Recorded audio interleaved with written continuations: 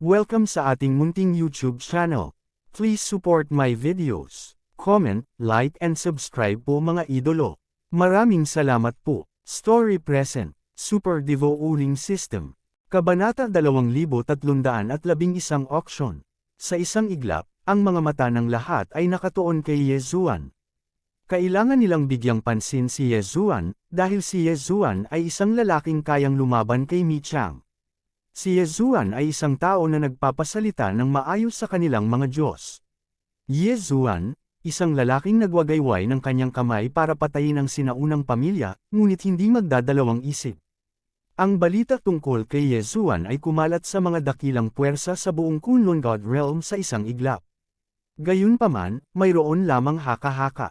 Sa isang hindi maipaliwanag na pinagkasunduan, ang pagkakakilanlan ni Yezuan at ang mga kaganapan ngayon ay ipinakalat lamang sa mga pumunta dito ngayon. Kung tungkol sa labas ng mundo, wala silang masyadong alam. Ang mahuhulaan lang nila ay galit ang Panginoong Diyos, at hindi nila alam kung bakit sila nagagalit. Ang makapangyarihang kapangyarihang iyon ay ang kapangyarihan lamang na pag-aari ng Panginoon ng Diyos, kaya't ang mga tao ay kailangang magtaka kung ang Panginoon ng Diyos ay galit. Nagpatuloy ang piging, ngunit halatang pigil ang lahat. Saan man pumunta si Yezuan, walang nang ahas na huminto, walang nang ahas na humarap sa kanya, at kahit saan man siya magmukhang, ang mga tao doon ay walang malay. Sa sandaling ito, kahit si Kun Buyo ay hindi nang ahas na lapitan si Yezuan. Mapait na ngumiti si Yezuan. Sa pagkakataong ito, naglalaro siya ng isang malaking laro. Sa pagkakataong ito, marami na siyang na-offend na tao. Bagaman, ang lakas na ipinakita niya ay tiyak na magagawa ng karamihan sa mga makapangyarihang pamilya na hindi maglakas loob na magsalita. Gayunpaman, habang ginagawa silang takot kay Yezuan, ito ay laban kay Yezuan. Huwag ka nang magsalita ng iba, sabihin mo lang na ang umalis ng bahay, natatakot ako na galit na siya kay Yezuan. Sa hindi inaasahan, pupunta lang ako sa birthday party ni Mio, pero naging ganito. Ngunit ano ang magagawa ni Yezuan? Kung tutuusin, hindi siya ang pumupukaw ng tama at mali. Ayaw na ni Yezuan na manatili pa rito, at nang makita niyang papalabas si Miyu, dumiretso siya sa tabi ni Miyu. Walang nang ahas na pigilan siya, at masasabing nang si Yezuan ay lumakad patungo kay Miyu, lahat ay intuitively bumigay. His Royal Highness, salamat sa pag-imbite sa akin sa piging na ito. Ngunit mayroon akong gagawin at natatakot akong umalis ako ng maaga. Hindi tanga si Miyu, syempre alam niya kung bakit umalis si Yezuan, pero ngumiti lang si Miyu at hinawakan ang braso ni Yezuan. Bakit ka aalis? Ano, ayaw mo bang pumunta sa auction na yan? Sa totoo lang, syempre gusto ni Yezuan na pumunta. Hindi ba't ang pangunahing layunin ng kanyang pagbisita sa pagkakataong ito ay ang auction? Ngunit hindi niya inaasahan na ang ganitong hindi kasiya siya ay mangyayari bago ang auction. Nang makita ang ngiti ni Miyu, medyo naging komportable si Yezuan. Ngunit mayroon pa ring pag-aalinlangan, ngunit si Miyu ay nagpatuloy sa pakikipag-usap kay Yezuan. Okay, alam kong talagang ayaw mong makakita ng ilang tao ngayon, kaya hayaan mo munang dalhin kita ni Kun Buyo sa auction, bagaman hindi pa nagsisimula ang auction. Ngunit may mga mangangalakal na nanggaling sa ibang mga Diyos. Medyo may mga kakaibang kayamanan, kung hindi, bakit hindi mo muna sila puntahan? Nang marinig ito ni Yezuan, hindi maiwasang kikilos ang kanyang puso. Dapat mayroong ilang mga bagay na nagmula sa ibang mga Diyos, kaya dapat mayroong ilang mga bagay na wala sa mga Diyos ng Kunlun. Natural na gustong makita ito ni Yezuan. Okay, then, ayusin natin ang ganito. Tumango si Miyu, binati si Kun Buyo, at dirdiretsong naglakad sa malayo. Sa puso ni Miyu, si Yezuan ay isang napaka-withdraw na tao. Bukod sa paggawa ng sarili niyang negosyo, araw-araw bihira siyang makipag-ugnayan sa mga tao, at si Kun Buyo ay itinuturing na isa sa iilang tao na maaaring makipag-ugnayan kay Yezuan. Kaya lang parang pigil na pigil din si Kun Buyo sa mga oras na ito. Kun Buyo, ano bang nangyayari sa'yo? Bagamat nahulaan ni Yezuan ang dahilan, tinanong pa rin niya si Kun Buyo. Yezuan, napakalalim ng pagtatago mo. Sa simula, lagi kong iniisip na ang ating mga kalakasan ay maihahambing.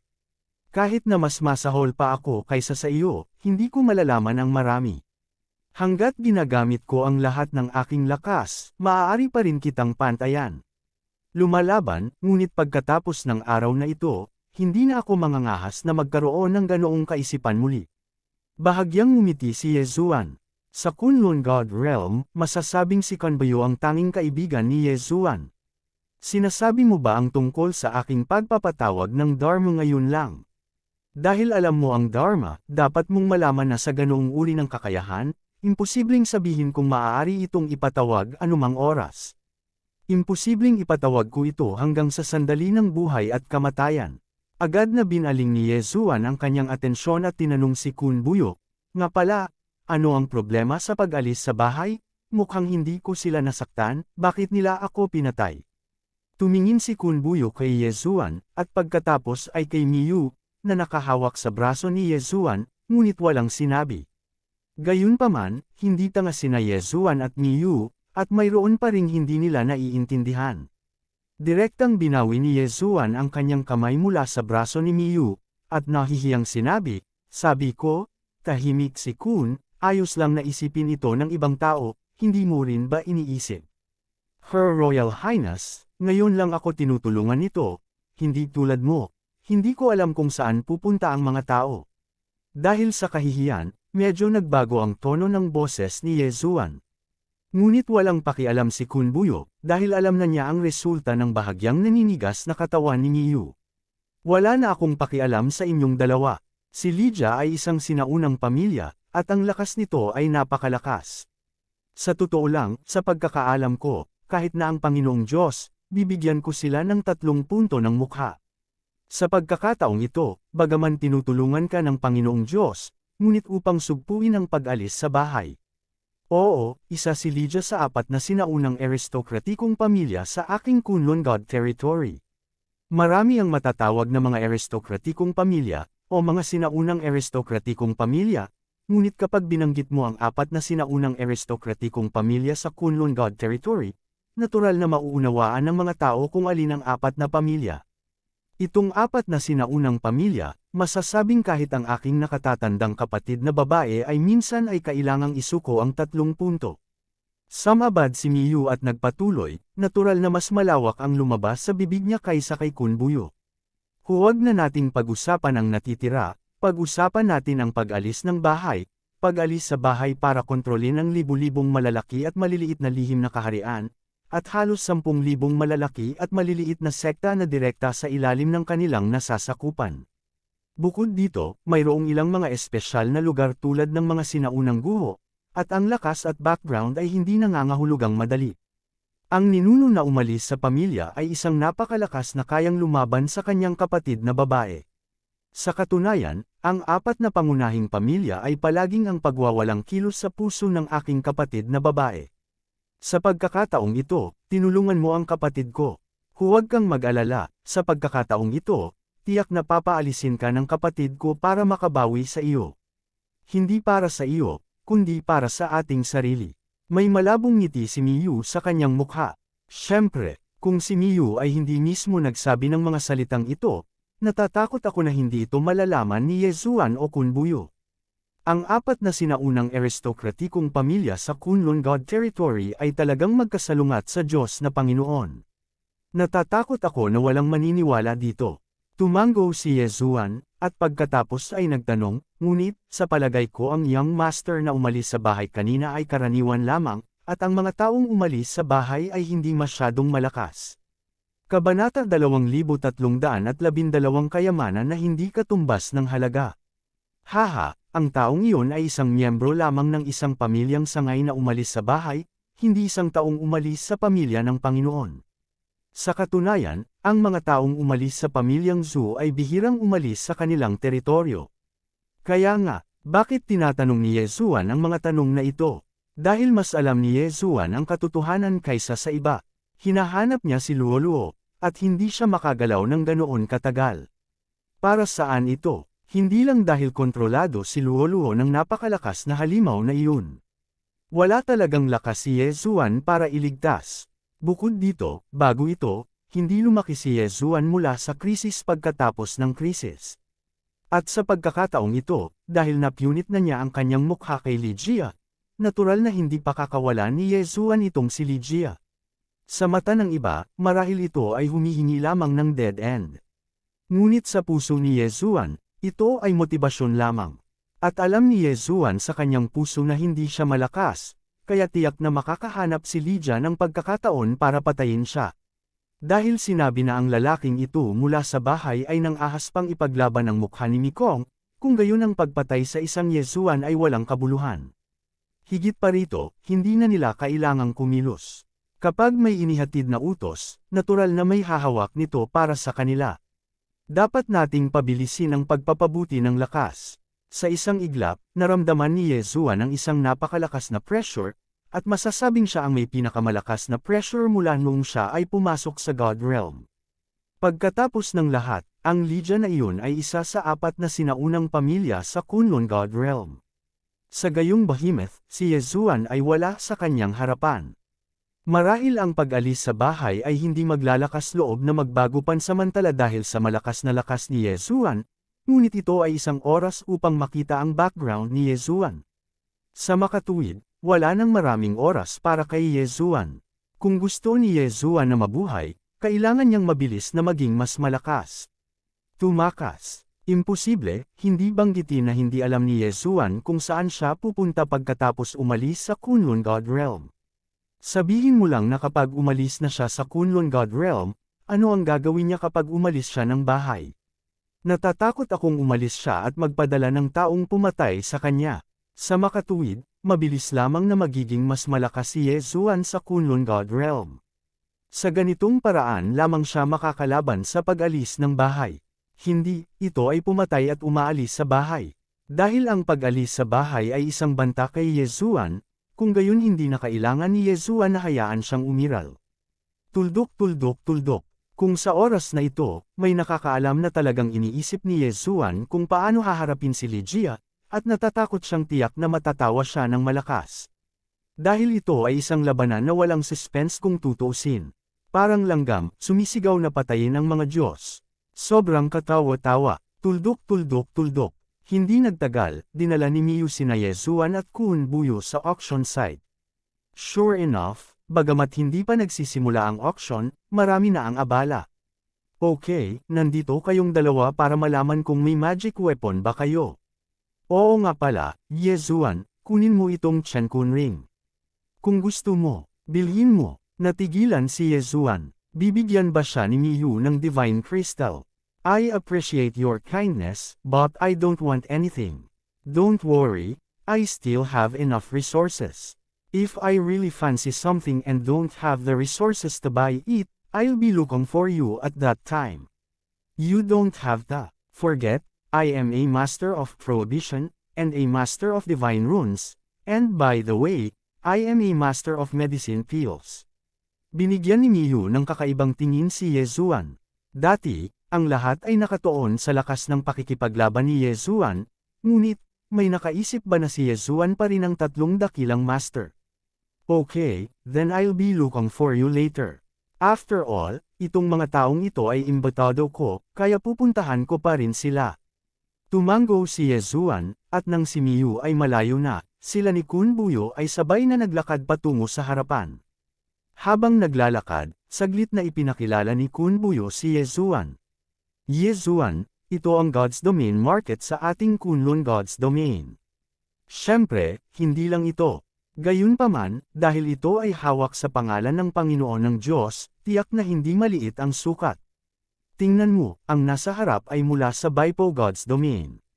Oo, ang Divine Realm na iyon ay hindi malaki at ang lakas nito ay medyo maliit, ngunit ang Baipo Divine Stone ay talagang nilalaro nila.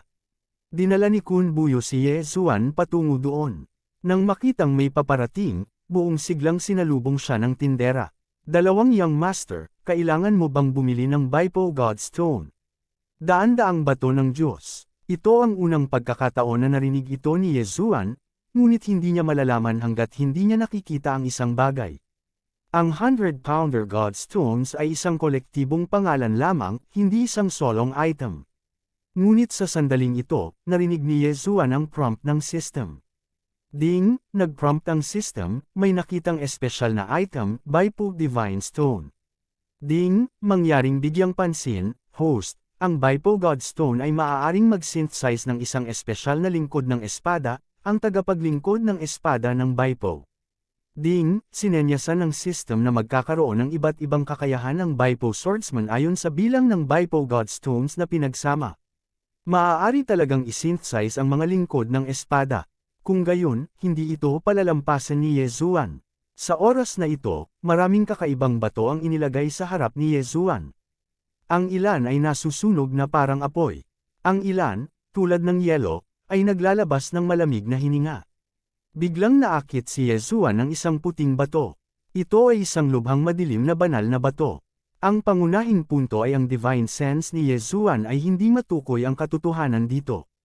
Bukod dito, ang banal na batong ito ay inilagay ng mag-isa, at lahat ng hininga sa paligid niya ay nilamon niya.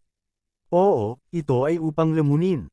Anong klaseng bato ito? Tanong ni Yezuan. Maganda ang pangitain ni Young Master, ang Divine Stone na ito ay ang Swallowing Stone ng isa sa nangungunang 10 Divine Stone sa aking 100 Broken God Realm. Young Master, huwag mo siyang tingnan na maliit, ngunit ang kanyang kapangyarihan ay tiyak na lampas sa iyong imahinasyon. Kalahating milyong taon na ang nakalilipas, mayroong isang master refining tool na nagpino ng isang Swallowing Stone upang maging isang espesyal na Swallowing Magic Weapon, na talagang may kakayahang lunukan ang lahat. Kakayahan, ngunit ito ay tiyak dahil ang kanyang kakayahan ay masyadong makapangyarihan, kaya mamaya isang labanan, at sa wakas ay nawala ang malakas na magic weapon na iyon. Kung tungkol sa nakikita ng anak ngayon, makakagawa lang ako ng isang Devouring Stone kada 10,000 taon sa Baipo God's Domain. Kahit na hindi niya pinupino ang isang espesyal na magic weapon, kahit na siya mismo ay isang super magic weapon, masungit na pambabula ng lalaki. Gayunpaman, ang kanyang mga salita ay hindi kasinungalingan, dahil ang lumulunok na batong ito ay talagang walang katulad na kapangyarihan. Ding, nag-prompt ang system, inirekomenda na makuha ng host itong Devouring Stone. Maaaring palakasin ng Devouring Stone ang system, at kasabay nito, maaari din itong palitan ng Devouring Points. Ano, saglit na natigilan si Yezuan. Dapat mong malaman na ang mga Swallowing Point ay napakahalaga kay Yezuan, ngunit dati, makukuha lamang niya ang mga ito sa pamamagitan ng paglunok ng mga hayop. Sa hindi inaasahang pagkakataon, sa pagkakataong ito, lumitaw ang isang misteryosong bato na maaaring ipagpalit sa mga puntos ng paglunok. Sinabi ni Yezuan na huwag magagalaw, imposible. Ikaw na lumulunok ng bato, paano mo ibebenta? Hehe, nagbibiro ang Young Master, paano maglakas loob ang binata na magbenta ng ganoon kamahal na kayamanan ng walang autorisasyon? Bago lumabas ang maliit, ipinaliwanag ng Diyos na Panginoon na ito ay ipinagpalat lamang ngunit hindi ipinagbibili. Kung ang Young Master ay maaaring makabuo ng isang katumbas na espesyal na sandatang mahika, kung gayon ito ay maaaring ipagpalat para sa iyo, ngunit kung gusto ng Young Master na bilhin ito, ang maliit ay hindi mangangahas. Kabanata 2313 Palitan. Palitan ito, hindi kumunat ng husto si Yezuan, at iniisip na niya kung ano ang ipapalit dito. Sa totoo lang, wala siyang maisip na maihahambing sa lumulunok na batong ito. Sa puso ni Yezuan, ang lumulunok na batong ito ay talagang hindi mabibili ng salapi. Gayunpaman, kailangan pa rin itong subukan ni Yezuan. System, ilista ang lahat ng aking espesyal na mapagkukunan, at pumili ng 10 sa mga pinakamahalaga. Talagang mananalo ako nitong bato na lumalamon. Kung makaligtaan niya itong lumulunok na bato, tiyak na pagsisisihan ni Yezuan. Kaya hindi na niya kaya masyado. Ding, ang system ay nag-uudyok, ang pagsasama ng mapagkukunan ay kumpleto, at 10 mapagkukunan ang napili. Kasunod ng udyok, ikanaway ni Yezuan ang kanyang kamay, at 10 espesyal na mapagkukunan ang lumitaw sa mga mata ng taong iyon. Langit, Diyos, ito ang diwa ng maalamat na batas. Ito pala ang diwa ng batas sa alamat. Ito, ang bagay na ito, hindi ba't pagkatapos ng digmaan ng mga sinaunang tao, ito ay nawala. Young Master, bakit may ganoon? Kayamanan, ang diwa ng batas. Hindi gaanong alam ni Yezuan ang tungkol sa sarili niyang mga bagay. Para sa kanya, ang lahat ng mga mapagkukunan ay ipinasa sa sistema. Kung sa tingin ng system na ito ay kapaki-pakinabang, ipo-prompt ito ng hiwalay. Kung ito ay walang silbi, maaari itong lamunin ni Yezuan, ngunit ngayon, ano itong diwan ng batas, ano ito? Ding, ang sistema ay nagudyok na ang diwan ng batas ay isang ordinaryong mapagkukunan na ginawa sa pamamagitan ng paglamon ng espasyo, at ang host ay maaaring mag-ani ng isa bawat daang taon. Ano ba naman? Ang paglamon ng espasyo, hindi, upang maging tumpak, ito ay isang ordinaryong bagay na ginawa ng Chingu Space, at maaari itong hanapin. Mabilis na sinuri ni Yezuan ang mga katangian ng diwan ng batas na ito. Espiritu ng batas, isang espesyal na bagay na pinalamutian ng kapangyarihan ng batas. Ang item na ito ay hindi maaaring pinuhin o mapeke. Gayunpaman, sa item na ito, tataas ang pananaw ng host sa kapangyarihan ng batas. Ito ay naging ganito, ang bagay na ito ay ginagamit upang mapabuti ang pag-unawa sa batas. Hindi nakakagulat na ang system ay hindi nagbigay ng anumang espesyal na senadoryas, dahil para kay Yezuan, ang bagay na ito ay talagang hindi masyadong mahalaga. Ngunit hindi ito mahalaga kay Yezuan, ngunit sa iba, ito ay lubos na mahalaga. Ang mga ngalakal na nakalusot sa mga Diyos ay casual na kumaway, at sa isang iglap, isang pagbabawal ang naitakda. Ang pagbabawal na ito ay pangunahing ginamit upang ihiwalay ang mga espiritual na kaisipan, boses, at iba pa. Ito ay isang bagay na madalas gamitin ng mga negosyante. Young Master, mangyaring humingi ng presyo. Hanggat kaya kung bayaran ang presyo, gaano man kalaki, itatakda ko ang diwan ng batas na ito. Makikita na ang mga mata ng taong ito ay sobrang kagyat. Sa kaharian ng pangunahing Diyos, ang pinakamalaking pagkakaiba ay ang pangunawa sa batas. Sa katunayan, kapag naabot na nila ang Divine Sovereign Realm, malaki ang pagkakaiba ng lakas. Marahil dati, maaaring gumamit si Yezuan ng ilang espesyal na kakayahan para durugan ang mga kaaway na nalampasan siya ng isa o dalawang dakilang kaharian. Ngunit pagkatapos maabot ang antas ng mga Diyos at mas mataas, at pagkatapos na maabot ang kaharian ng pangunahing Diyos, ang ganoong bagay ay hindi maaaring mangyari, dahil sa simula ng antas ng mga Diyos, ang kapangyarihan ng batas ay nilalaro, at sa pagpapabuti ng kaharian, ang pagkakaiba ng kapangyarihan sa pagitan ng bawat ranggo ay din ay lalago at mas malaki. Masasabi pa nga na ang agwat sa pagitan ng unang ranggo ay kayang durugan ang daan-daang kalaban. Ito ang magic ng batas. Sa makatuwid, ang mahiwagang sandata na maaaring mapabilis ang pag-unawa sa batas ay walang alinlangan na isang napakahalagang kayamanan. Ito ay isang kayamanan na pinapangarap ng maraming malalakas na tao. Ang bagay na ito, kahit na si Mi Chang ay tiyak na magbabayad ng malaking halaga upang ipagpalit ito, ngunit sa kabutihang palad, si Yezuan ay kinuha ito dito. Pagkatapos ng lahat, sa mata ng mga negosyanteng ito, kung makakarating si Yezuan dito ng maaga, tiyak na isa siyang malaking tao sa Kunlun Divine Realm, at siya ay isang malaking tao na hindi nila kayang masaktan. Sa makatuwid, hindi sila magiging sakam sa mga kayamanan ni Yezuan. Ngunit kung ang diwa ng batas na ito ay aalisin ni Yezuan, natatakot ako na maraming tao ang gustong makuha ito. Sa sandaling ito, ang negosyante ay labis na nasa sabik, at nang hindi hinintay na sumagot si Yezuan, diretso siyang kumuha ng 3 espesyal na banal na bato. Ang marangal na anak na ito ang espesyal na banal na bato na ibinigay ng Panginoong Diyos kay Xiao bago umalis si Xiao. Masasabing lahat sila ay nasa parehong antas ng lumulunok na bato. At karagdagan, maaari kang kumuha ng anumang banal na bato sa tindahan na ito hanggat nagustuhan ito ng Young Master. At saka, mayroong 50 bilyong Divine Crystals dito.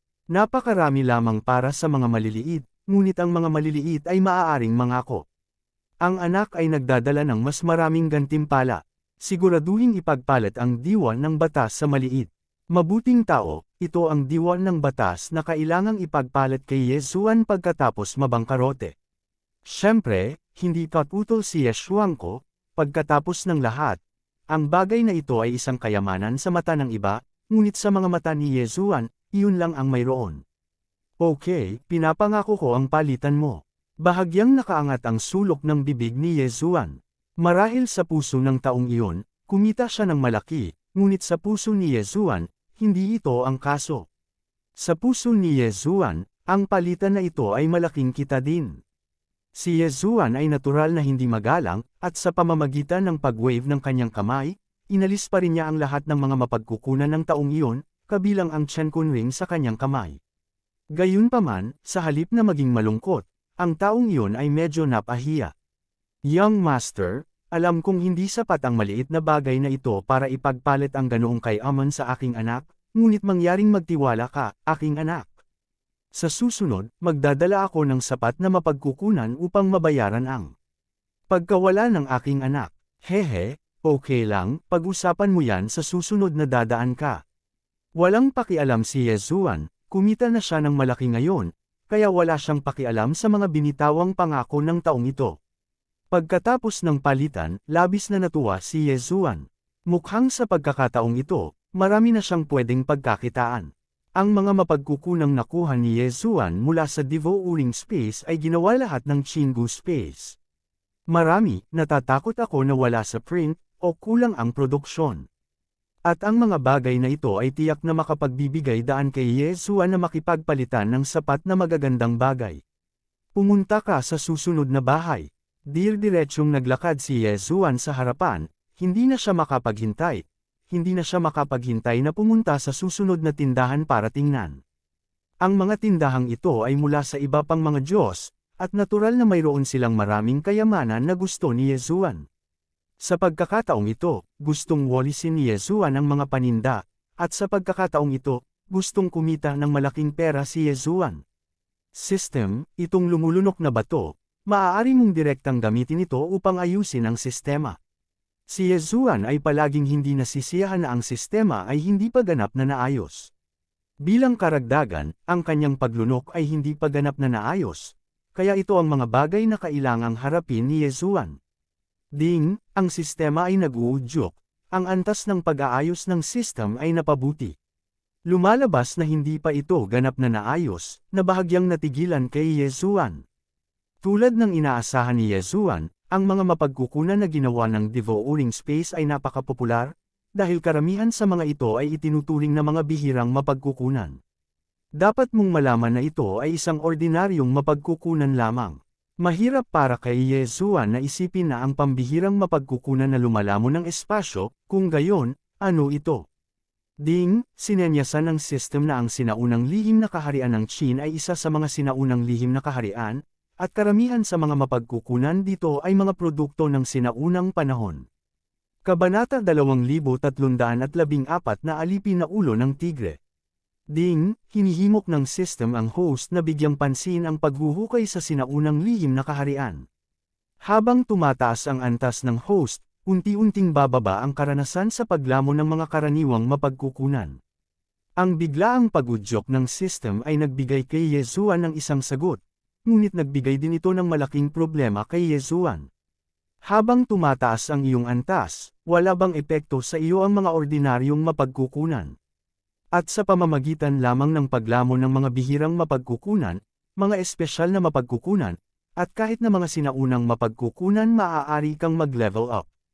Hindi ba't pinipilit nito si Yezuan na patuloy na maghanap ng mga espesyal na mapagkukunan, o ang sinaunang lihim na kaharian? Walang magawang umiling si Yezuan. Tila ang mga mapagkukunang ito ng kanyang sarili ay hindi maaaring palitan ng walang katiyakan.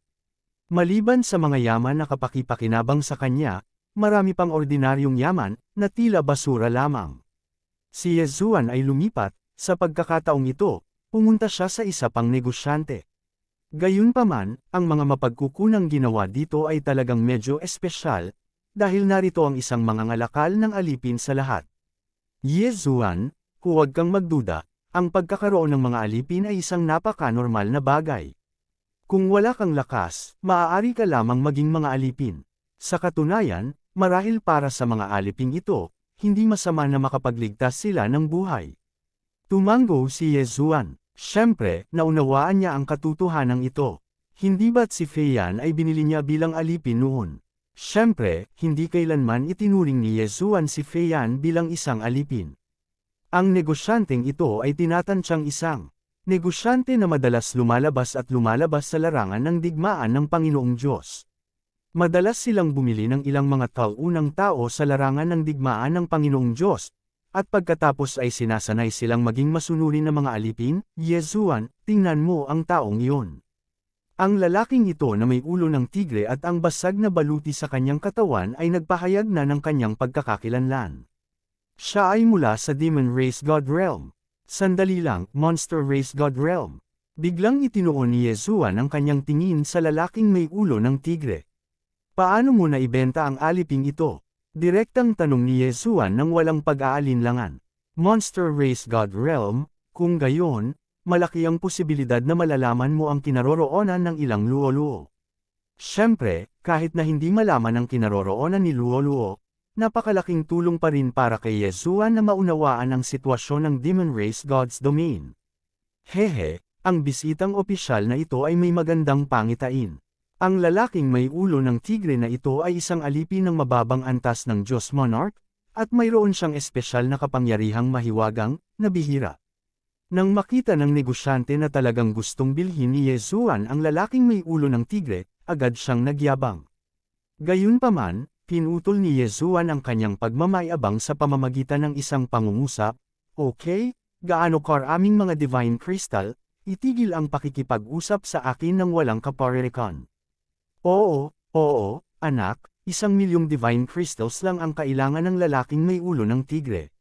1,000,000. Bahagyang natigilan si Yezuan, hindi dahil ito ay masyadong mahal, ngunit dahil ito ay masyadong mura. Isa itong powerhouse ng Tang Dynasty, at kailangan lang nito ng 1,000,000 divine crystals. Maaaring ito ay isang pagkakamali. Nakita ni Kun Buyo ang pag-aalinlangan ni Yezuan, kaya bumulong siya kay Yezuan, hindi mo kailangang mag-alinlangan ng anuman. Ang 1,000,000 ay talagang hindi mahal. Ang kakayahan ng lalaking may ulo ng tigre na ito ay karaniwang na-stimulate, masasabing, ang kanyang mga nagawa sa buhay na ito, maliban kung makatagpo siya ng isang malaking pagkakataon, walang puwang para sa pagpapabuti. In addition, he belongs to the most dangerous battlefield slave and has a high threat, so 1,000,000 is really not high. Siyempre, walang pakialam si Yezuan sa mga ito. Pagkatapos ng lahat, gusto lang ni Yezuan ng ilang impormasyon. Kapag nasa kamay na ang impormasyon, ang lalaking may ulo ng tigre ay walang halaga kay Yezuan. Okay, gusto ko itong lalaking ulo ng tigre. Binili ito ni Yezuan nang walang pag-aalinlangan. Natural na mauunawaan ng lalaking may ulo ng tigre ang mga salita ni Yezuan, kaya tinanong siya ni Yezuan ng direkta ng walang sandali. Galing ka ba sa Demon Race God's Domain? Opo, Master. Ang mga taong may ulo ng tigre ay walang paggalang kay Yezuan. Kahit na hawak ni Yezuan ang fragment ng kanyang pagkadyos sa kanyang kamay, maaari siyang mamatay ng walang libing sa isang pag-iisip lamang. Gayunpaman, bilang isang dating mandirigma na nakipaglaban sa larangan ng digmaan ng Panginoong Diyos sa loob ng libu-libong taon, matagal na siyang nakasanayan sa buhay at kamatayan. Kung wala siyang espesyal na misyon, paano siya papayag na arestuhin ng mga negosyante at maging alipin pansamantala? Okay, dahil galing ka pa sa Demon Race God Realm, baka malaman mo kung nasaan si Luo-Luo. Mukhang medyo nasasabik si Yezuan, at sinabi sa lalaking may ulo ng tigre ang sitwasyon ni Luo-Luo at tinanong kung nasaan siya. Gayunpaman, sa pagkakataong ito, masaya siya sa wala pa ring balita ang ulo ng tigre na ito. Walang magawang umiling si Yezuan. Sa katunayan, inaasahan na niya ang ganoong resulta kaninang madaling araw, ngunit hindi ito gustong tanggapin ni Yezuan. Sa puso ni Yezuan, si Yezuan lang mismo ang nakakaalam kung gaano kalalim ang nararamdaman niya para kay Luo-Luo. Okay, kung ganoon nga, pagkatapos ay pakakawalan na kita, ilalabas kita sa Kunlun God Realm, ngunit ipinangako mo sa akin, pagdating mo sa Monster Race God Realm, tulungan mo akong malaman hanggat maaari, at kung may anumang balita, siguraduhing ibalik ito sa akin. Impormasyon, magagawa mo ba ito? Medyo nagulat ang lalaking may ulo ng tigre. Hindi niya akalain na papakawalan talaga siya ng mga taong nasa harapan niya, at hindi niya akalain na ang pakay niya ay para lang sa lahi ng halimaw. Gayunpaman, ang dahilan kung bakit siya nakaligtas ay upang bumalik na buhay. Sa oras na ito, handa si Yezuan na palayain siya. Para sa kanya, kahit na ano, ito ay isang ganap na magandang bagay. Okay, maipapangako ko sa iyo. Tumango si Yezuan. Hindi na siya nagtanong pa, Ito ang kanyang pansamantalang ideya, ibig sabihin, bilhin ang mga taong ito mula sa Demon Race God Realm, at pagkatapos ay ibalik ang mga ito, dahil ang mga fragment ng mga Godhead ng mga taong ito ay nasa mga kamay ni Yezuan. Marahil sa Kunlun God Realm, wala silang anumang katapatan kay Yezuan, ngunit kapag naibalik sila at nangako sa kanila na gagamitin nila ang impormasyon ni Luo-Luo kapalit ng kalayaan, tiyak na gagawin nila ang kanilang makakaya.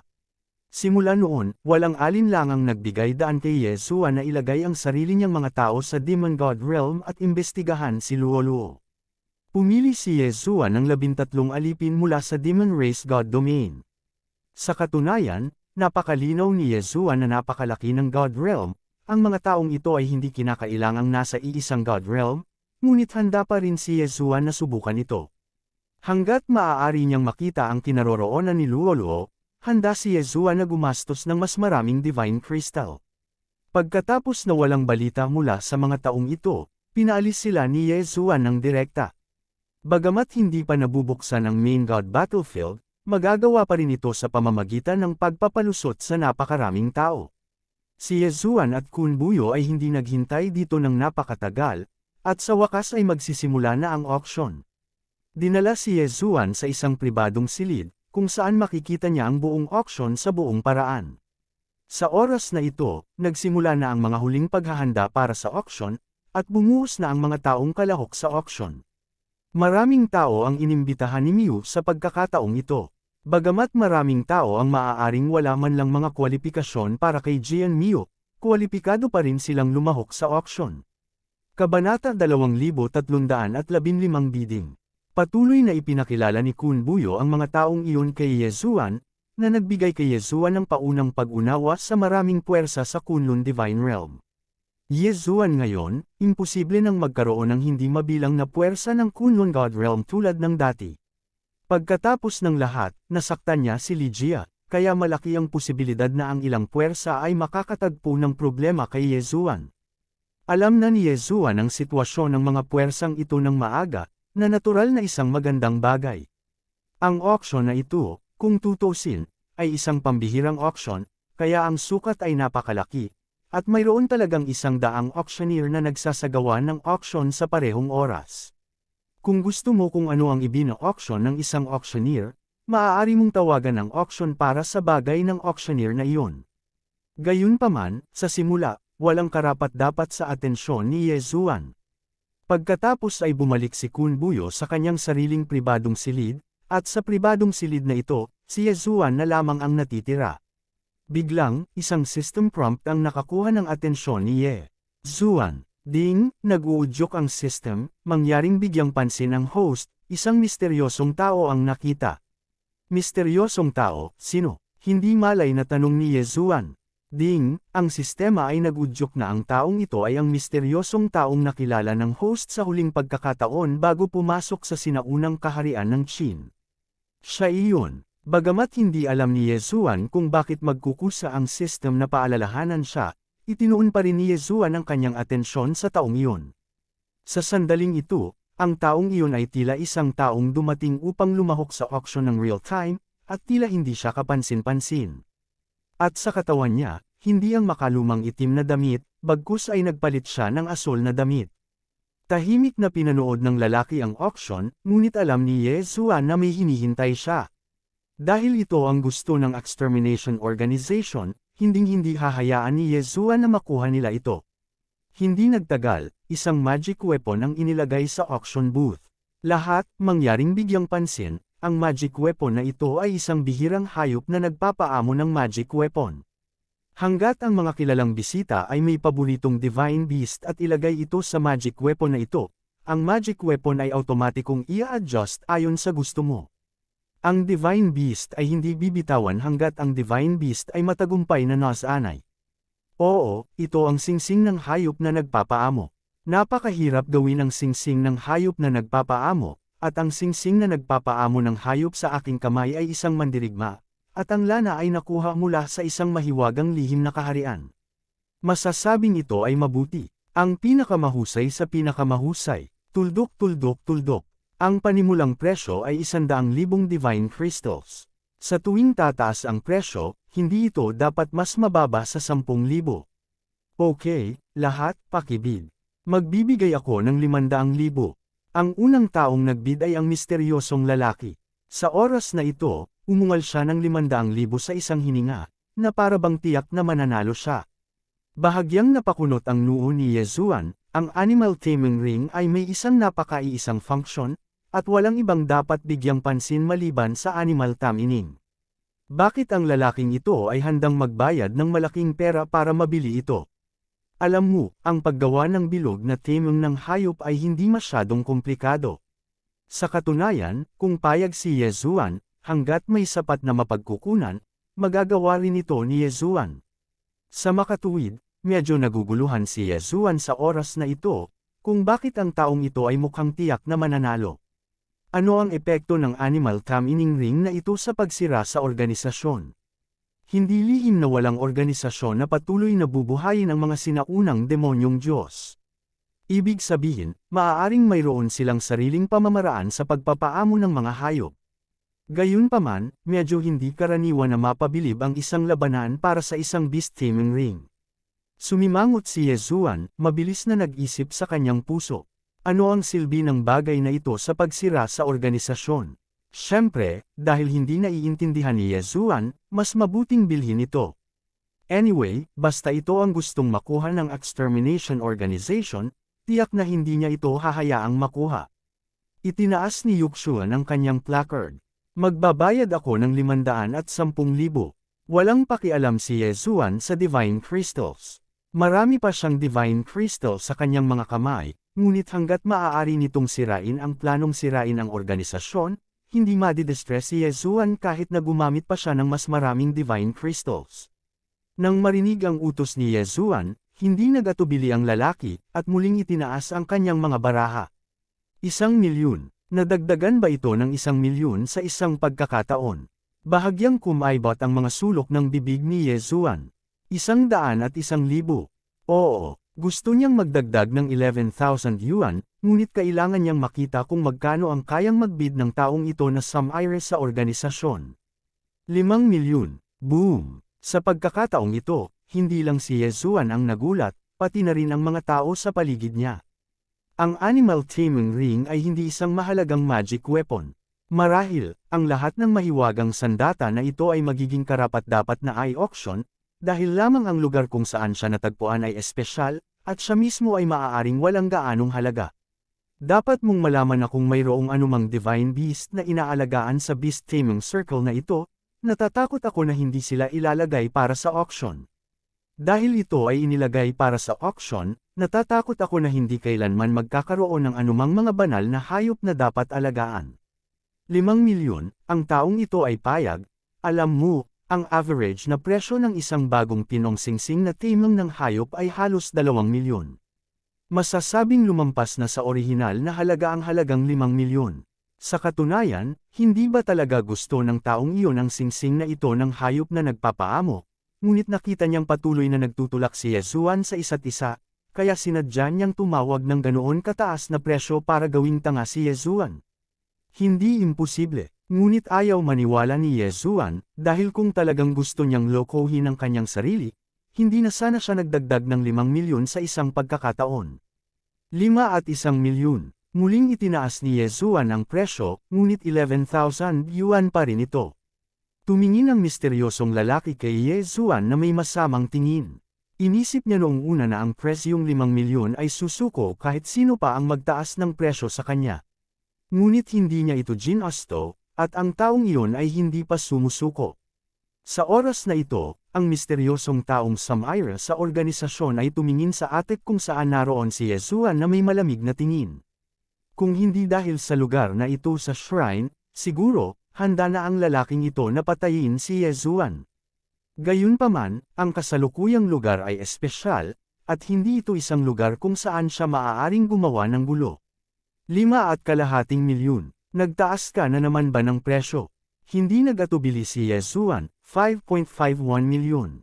Sa oras na ito, si Yezuan at ang kompetisyon sa presyo ng lalaki ay natural na nakakaakit ng atensyon ng maraming tao, ngunit hindi nila maisip kung ano ang napaka-espesyal sa bilog na nagpapaamo ng hayop na ito ay nagkakahalaga ng pakikipaglaban para sa 2 taong ito.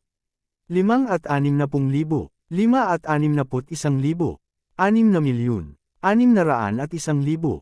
Anuman ang presyong iaalok ng kabilang partido, palaging magiging 10,000 mas mataas si Yesuan kaysa sa kanya. Kung mas gustong makuha ng taong ito, mas hindi susuko si Yesuan. 10,000,000. Biglang nagdagdag ng mataas na presyo ang lalaki. 10,000,000, maaari na itong ibenta sa 5 bilog na nagpapaamo ng hayop. Naghihintay ang mga tao, naghihintay ng boses sa atek, upang makita kung ang may-ari ng atek ay magpapatuloy sa pagbid. 1,000 at 1,000. Sure enough, tumaas na naman ang presyo. Boom, nagulat ang lahat sa buong auction. Sa ganoong sitwasyon, hindi talaga nila ito maintindihan. Dapat mong malaman na ang bagay na ito ay higit pa sa orihinal na halaga nito. Kabanata 2316 na sinaunang mga hayop. Gayunpaman, ang hindi nila inaasahan ay noong natapos ni Yesuan ang pagbid. Ang taong iyon ay tumawag pa ng mataas na presyo ng walang pag-aalinlangan. 100,000,000. Oo, 1,000,000,000 iyon. Parang sinasadya niyang makipag-away. 100,000,000. Ang bagong animal taming ring ay 2,000,000 lang, at 100,000,000 ang makakabili ng kasing dami ng animal taming ring. Bukod dito, ang taong ito ay aktwal na nagpunta mula 10,000,000 hanggang 100,000,000 ng direkta. Tila puno ng sadyang sama ng loob ang tinging iyon. Sa kasamaang palad, gaano man siya kumilos, dahil nagpasya na si Yesuan na huwag siyang hayaang magtagumpay, natural na hindi siya susuko. 100 at 1,000. 10,000 pa lang ba? Kahit na ayaw ng lahat na bigyang pansin si Yesuan, hindi nila ito magagawa. Ano ba talaga ang gustong gawin ng lalaking ito? Sa tuwing hindi siya maglakas loob na humingi sa kabilang partido ng anumang presyo, nagdaragdag lamang siya ng 100,000,000. Ano ba talaga ang gusto niyang gawin? Ang paggastos ng 100,000,000 para makabili ng 2,000,000 bagay, kahit paano mo ito tingnan, ito ay isang pag-uugali na napinsala ng utak. Gayunpaman, ang mabangis na pagbid ng 2 tao ay nagpaisip sa mga tao kung may espesyal ba sa bilog na nagpapaamo ng hayop. Siyempre, kahit na may mga pagdududa, ngunit walang sumali sa auction. Kung tutusin, hindi na maliit na bilang ang 100,000,000. Ang mga budget ng maraming tao ay talagang mas mababa sa 100,000,000. Damn, ipaglalaban mo ba talaga ako hanggang dulo? Sige, bibigyan kita ng bilyon. Bilyon. Nanawagan pa ito ng presyong 1,000,000,000. Sa pagkakataong ito, hindi na mapakali ang lahat. 1,000,000,000, naging 1,000,000,000, ang bilog na nagpapaamo ng hayop, maaari ba talagang maging 1,000,000,000? Medyo nag-alinlangan si Yesuan. Sa kanyang mga mata, ang bilog na nagpapaamo ng hayop ay hindi alam kung ano iyon, kaya nang tawagin ng lalaki ang presyo ng 1,000,000,000, nag-alinlangan si Yesuan. Gumastos ng 1,000,000,000 kung talagang walang silbi ang mga bagay na iyon. Kaya, hindi ba ito ay isang basura? Gayunpaman, kahit na ito ay 1,000,000,000, hinding-hindi siya hahayaan ni Yesuan na makuha ang gusto ng extermination organization. 1,000,000,000 at 1,000,000,000. Itinaas ni Yesuan ang presyo, ngunit talagang tinanong niya ang presyo. Ang taong sumire sa organisasyon ay tumingin sa direksyon ni Yesuan na may napakalamig na mga mata, at nakikita ni Yesuan ang layunin ng pagpatay sa kanyang mga mata. Sa kasamaang palad, walang pakialam si Yesuan. Bakit, hindi mo itinuloy ang pagtaas ng presyo? Ang boses ni Yesuan ay lumabas ng mahina. Nais niyang makita kung ang misteryosong taong ito na sumire sa organisasyon ay dapat na magpatuloy sa pagtaas ng presyo. Okay, since you're willing to spend a billion sa walang kwentang bagay, then congratulations, you won. Ang lalaki ay tila tinatawanan si Yesuan, gumastos ng 1,000,000,000 at 1,000,000 para bumili ng isang bagay na wala namang silbi. Gayunpaman, bahagyang kumaibot ang mga sulok ng bibig ni Yesuan. Ang pagpatay sa mga mata ng lalaking ito ay nagtaksil na sa kanya. Baka may kinatatakutan siya, marahil ay nag-aalala siya na kung ipagpapatuloy niya ang pagtaas ng presyo, mas maraming tao ang makakapansin sa singsing na nagpapaamo ng hayop. Gusto lang niyang maghintay na matapos ang auction, at pagkatapos ay direktang agawin ito. Gayunpaman, ang mga ito ay walang kinalaman kay Yesuan. Dahil nagpasya si Yezuan na bumili ng isang bagay, kahit na hindi sulit ang presyo, walang pakialam si Yezuan. Bukod pa rito, masasabi ni Yezuan mula sa nakamamatay na tingin sa mga mata ng lalaki na kakaiba ang animal tagging ring na binili niya. Ang auction na ito ay nagsimula pa lamang, at mayroong 1 bilyong auction. Ang ilang mga tao ay nagsasabi na si Yezuan ay isang tanga, halatang gumagasta ng pera ng hindi makatarungan. Ang ilang mga tao ay nagtaka din kung ang bilog na nagpapaamo ng hayop ay kakaiba.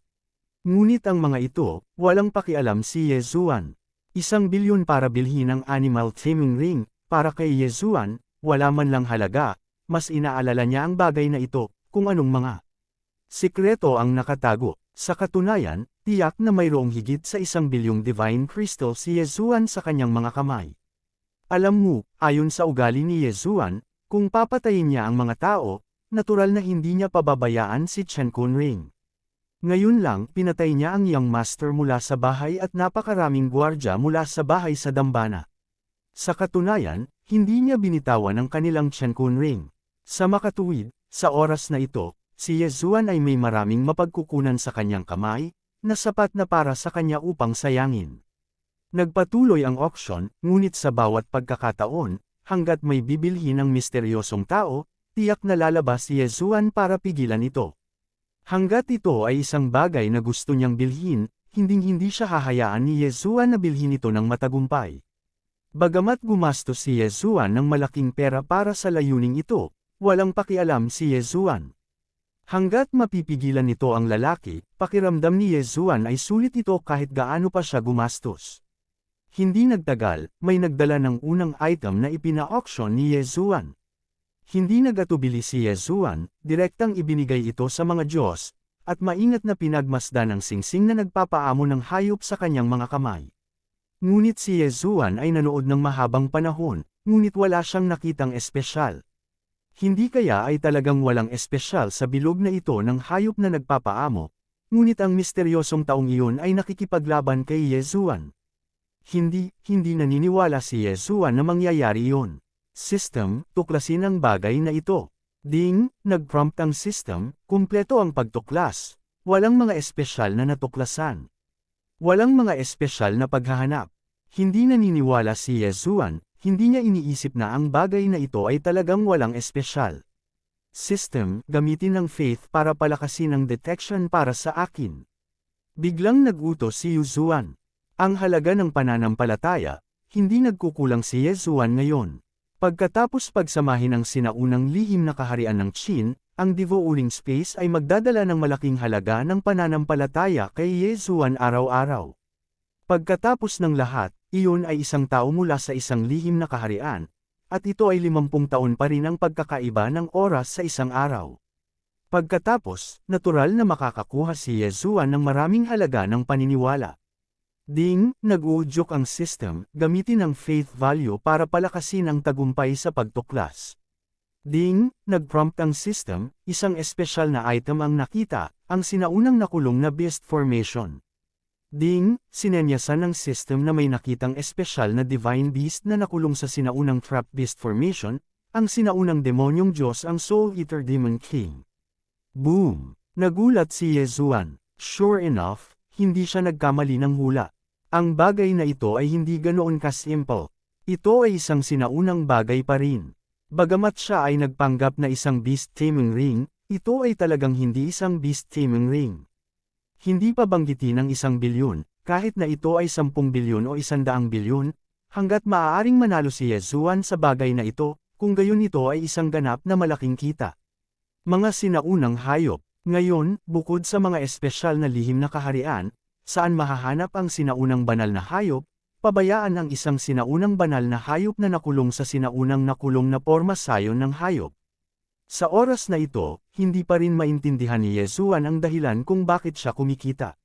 Siyempre, hindi ito ang lugar para pag-aralan ang bagay na ito, kaya hayaan na lang ni Yuxuan na ma-detect ito ng system, at walang dagdag na aksyon. Ayaw niyang magdulot ng hindi kinakailangang gulo.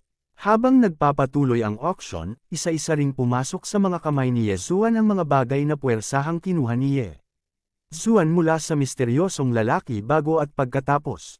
Ang hindi inaasahan ni Yezuan ay ang mga bagay na ito ay talagang ang natitirang bahagi ng sinaunang nakulong na beast formation. Kahit ano pang itsura niya ay nakabalat kayo. Ngunit ang ugat ng mga bagay na ito ay talagang ang mga espesyal na bahagi ng imbakan ng sinaunang nakulong na pagbuo ng depensa. Dahil ang sinaunang nakulong na hanay ng hayop na ito ay tinatawag na array, natural na hindi ito ganoon kasimple.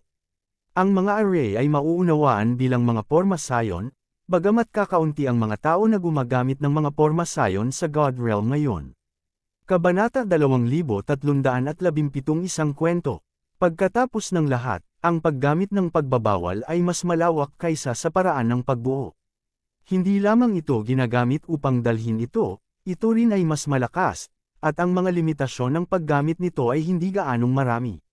Sa makatuwid, sa kasalukuyang God Realm, ang paggamit ng mga diskarte sa pagbuo ay matagal nang wala sa uso, ngunit ang paggamit ng mga pagbabawal.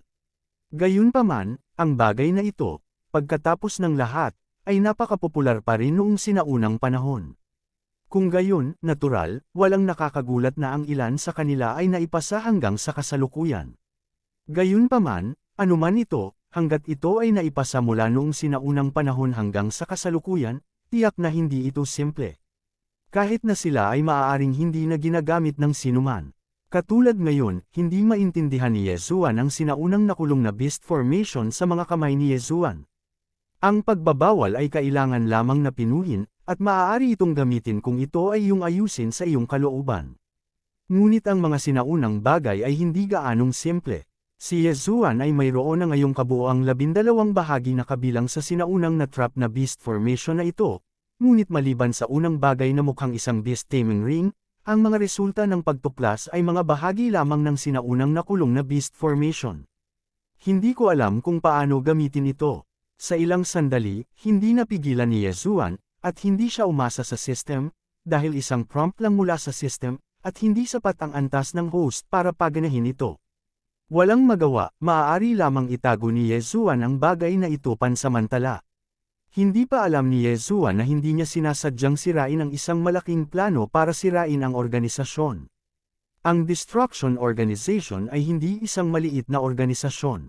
Ang kanilang impluensya ay kumakalat halos sa buong God Realm, at sila ay may sinusubukang gawin. Halimbawa, ang muling pagbuhay sa mga sinaunang hayop. Kapag ang mga sinaunang hayop na ito ay muling binuhay ng mga ito, hindi na ito magiging simple. Halimbawa, ang mga sinaunang demonyong Diyos na binuhay nilang muli gamit ang mga totem na hayop. Ang mga iyon ay nabuhay na mag-uli, at sila ay nabuhay na muli kasama ng mga totem na hayop. Ang kanilang lakas ay hamina ng hindi mabilang na beses, at sila ay nagkaroon ng napakalakas na kapangyarihang panlaban. Higit pa rito, ito ay isang tunay na sinaunang banal na hayop, o isang sinaunang banal na hayop na pinaamo. Sa katunayan, ang isa sa pinakamalaking layunin ng Annihilation Organization sa buong Kunlun God Realm ay ang kolektahin ang buong sinaunang na trap na beast formation, dahil ang Annihilation Organization ay may paraan para buksan ang sinaunang trap beast array, para makuha ang katapatan ng sinaunang beast. Pag-isipan ito, sa sandaling makuha ng Destruction Organization ang katapatan ng mga sinaunang hayop, gaano kalaki ang mapangwasak na kapangyarihan nito. Maaari pang ang sabihin na kung gagamit sila ng ilang paraan, maaari nilang dahan-dawang masira ang buong Kunlun God Realm ng hakbang-hakbang. Sa makatuwid, sa pagkakataong ito, hindi sinasadyang nailigtas ni Yezuan ang Kunlun God Realm. Siyempre, sa parehong oras, nasaktan din niya ang organisasyon ng Annihilation hanggang sa kamatayan. Masasabing ang pagsira sa organisasyon sa wakas ay nagkusa na tingnan si Yezuan sa unang pagkakataon. Dati, nagkusa si Yezuan na hanapin ang problema ng pagsira sa organisasyon, ngunit ang organisasyon ay walang pakialam kay Yezuan, at hindi kailanman gumawa ng anuman kay Yezuan. Ngunit sa pagkakataong ito, natatakot ako na ang organisasyon ng pagpuksa ay hindi makapaghintay na lamunin ng buhay si Yezuan. Siyempre, hindi alam ni Yezuan ang mga bagay na ito. Sa oras na ito, bumalik ang kanyang atensyon sa auction. Dahil ang mga bagay na iyon ay inalis lahat ni Yezuan, ang misteryosong tao na Samire sa organisasyon ay tahimik ding umatras. Ang kanilang layunin ay napakalinaw, at kung sila ay mabaigo, sila ay tatakas kaagad upang maiwasan ang posibilidad ng pagkakalantad. Ang auction ay nangyayari sa ngayon, at ito ay pumasok sa huling bahagi. 100 auction booth na lang ang natitira, at ang huli na lang ang natira. Lahat ng finale item ay isasagawa ng auctioneer na ito. Ang mga sumusunod, ang paparating na auction ay ang unang finale treasure ng auction na ito. Sa tingin ko lahat ay pamilyar sa rune set. Sa pagkakataong ito, isa itong sinaunang rune mula sa Rune Clan. Ito pala ay isang sinaunang rune. Medyo nagulat si Yezuan, ngunit syempre, hindi siya natukso, dahil ang anteng-anteng ay hindi masyadong kapaki-pakinabang kay Yezuan. Gayunpaman, alam ito ni Yezuan. Natakot siya na ang isa pang kapangyarihan ng Rune Tribe ay nagsimulang salakayin ng Kunlun Divine Realm. Ang balitang ito, para kay Yezuan, ay hindi alam kung ito ay mabuti o masama. Sa auction ng mga finale item, walang duda na ang bawat item ay isang absolute butik, at ang ilan ay magagandang bagay na bihira sa 1,000 taon. Gayun din, ang presyong iyon ay talagang mataas sa langit. Siyempre, ang mga bagay na ito ay walang silbi kay Yezuan, hindi man lang siya nag-abala na tingnan ang mga ito. Next, yung isusubasta natin, siguro marami ang hindi nakakita, pero ang maipapangako, hindi madali ang kayamanang ito. Una sa lahat, hayaan mo akong magkwento sa iyo. 300,000 taon na ang nakalilipas, may pagkakataon na nagdulot ng sensasyon sa buong Kunlun God Realm. Siguro kung naaalala mo pa ba ito, 300,000 taon na ang nakalilipas, isang walang katulad na henyo ang lumitaw sa aking Kunlun God Realm. Siya ay na-promote mula sa isang Diyos-tao na kaharian tungo sa isang Diyos-haring kaharian sa loob lamang ng 100 taon. Masasabing ito ay ganap na kakaiba sa panahong iyon at maging sa ngayon, henyo. Ngunit nang maglaon, napagtanto ng mga tao na hindi siya isang henyo, ngunit isang taong naglilinang ng isang espesyal na masamang pamamaraan ng mahika, ang pamamaraan ng reincarnation at reincarnation. Ang taong iyon, ang ginagawa niya ay itong walang kapantay na kasamaan at makapangyarihang ipinagbabawal na pamamaraan ng reincarnation at reincarnation. Sa tuwing sumusulong ka sa pamamaraang ito, kailangan mong kainin ang mga Diyos ng 1,000 tao ng parehong kaharian, at ang taong ito ay simpleng super spy na ipinadala ng ating kaaway. Kinailangan siya ng buong 100,000 taon para makalusot sa atin. Kunlun God Realm. Gumugol pa siya ng 100,000 taon upang lumikha ng isang pamilya na orihinal na Kunlun God Realm.